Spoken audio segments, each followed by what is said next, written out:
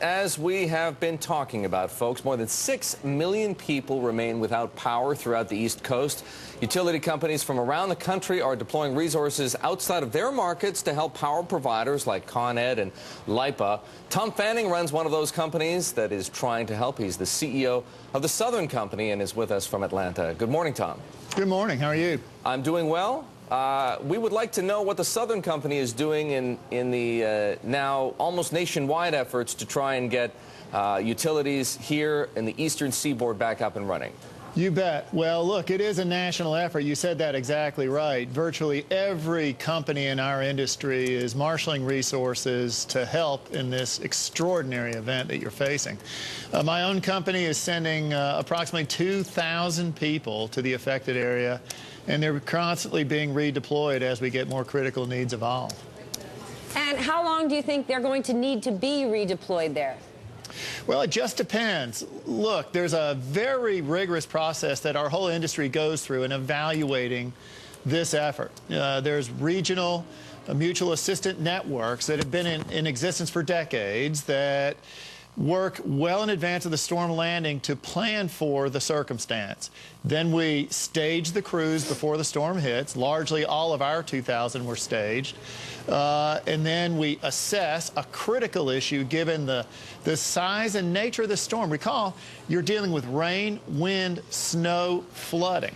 So just getting out there and understanding the nature of the storm and how best to attack the restoration effort is critical. Then we deploy.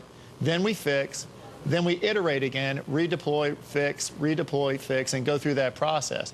It is an enormous effort. It is a bottoms-up by its nature. Every location will have a unique circumstance that they're going to have to deal with. So as those individual locations kind of assess their damage and then move on to the more critical areas, we'll just have to see. This will be an evolving issue, and will take some time. Tom, some people say that thanks to events like Katrina, for example, last year Hurricane Irene, we're better prepared for these kinds of disasters, but it doesn't feel that way when more than 8 million people are without power on day one and almost 7 million people are still without power on day two. Well, I think we are. I think what you've got to understand is the mutual assistance nature of the utility industry is something where we do share best practices and we do understand kind of an evolution of how best to attack these events as they occur. I think what's unique here is this so-called perfect storm, the meteorological conditions that evolved in this area of the United States is highly unusual. So don't equate that unusual circumstance with the rest of the industry, I think, learning and getting better as we go. What's the role of the Southeastern Electric Exchange role really here? I know it's a nonprofit, but where do they play it? Where do they sit?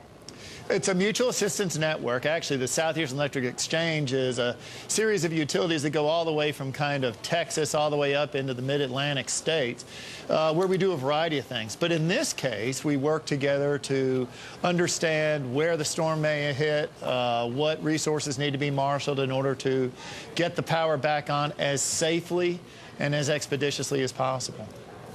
So how do we evaluate then the utilities? Like if it's about getting the power on as quickly and safely as possible, Tom, how should we evaluate the performance of, say, the Long Island Power Authority, which has been was criticized yesterday by Andrew Cuomo, or here in New York City, Con Ed or PSE&G in New Jersey? Well, you must understand that, number one, our hearts go out to the communities and families that we serve that are negatively impacted by this. And the real heroes of the effort are the line crews that are involved in this very difficult restoration process. Think about the conditions under which they're trying to get the power back on. I would just hasten to add, anybody that's critical at this point in the stage is too critical too soon. This industry has a terrific track record. There's about 53,000 people involved in the restoration process right now. What we need to do is to give them all the support, to clear the way, to let them do their work as safely and as expeditiously as possible.